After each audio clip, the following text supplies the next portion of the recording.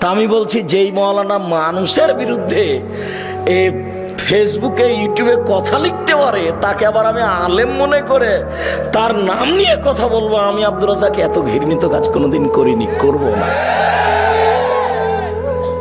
আর আপনার মতো লোক আব্দুর রাজ্জাক বিন ইউসুফের দিন রাত বদনাম করলে সরিষার সমান আসে যায় না। ফায়সালা কোথায় আছে? উপরে।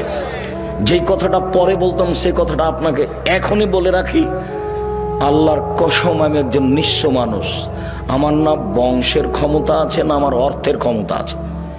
আমি এত নিঃস্ব মানুষ যে কচুর পাতার পানির মতো, কচুর পাতার উপরে যে পানি আছে টলমল টলমল করে, তেমন আমি।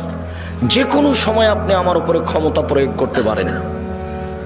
আমার মনে বড় সাধ, এদেশের মাটিতে আমি উন্নত মানের প্রতিষ্ঠান গড়বই গড়ব, ইনশাল্লাহ গড়বই গড়ব।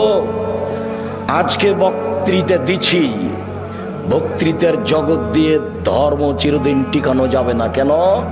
এখন আবু তাহের বর্ধমানীও নেই, আব্দুল্লাহ বিন ফজল রাহিমাহুল্লাহও নেই, আব্দুল সাত্তার ত্রিশালী সাহেবও নেই, আব্দুল্লাহ বিন কাজেমও নেই, দুরুল হুদা আইয়ুবিও নেই। তার মানে কয়দিন পরে আমরাও থাকবো না। তাহলে এই লাইনে আসার জন্য পথ কি? এই লাইনে আসার জন্য পথ প্রতিষ্ঠান, মাদ্রাসা। কথা বুঝতে পারলেন না মনে হয়?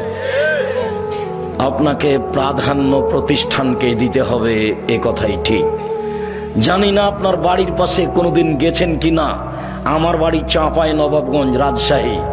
ওখানে এসে আপনার এখানে আমি প্রতিষ্ঠান গড়ি। 14 থেকে 16 বিঘা জমির উপরে এদেশের সবচেয়ে বড় প্রতিষ্ঠান। 600 প্রায় ছেলে, প্রায় 400 মেয়ে, বাংলাদেশের বিভিন্ন জেলার 1000 ছেলে মেয়ে এখানে থাকা আবাসিক প্রায় সব। আর 1250 ছেলে থাকে ডাঙ্গিপাড়া পবা, রাজশাহী। 715 জন মেয়ে থাকে ডাঙ্গিপাড়া পবা, রাজশাহী। 2957 জন ছেলে মেয়ে আবাসিক পড়াশোনা করে। প্রায় 156 জন শিক্ষক শিক্ষিকা কর্মচারী। 17 লক্ষ টাকা বেতন লাগে। আমি নিঃস্ব মানুষ। আপনি কোনোদিন গেছেন? আপনার তোর বাড়ি কালনি। কি দেখাতে চাচ্ছেন আপনি আমাকে? বল হিসেব।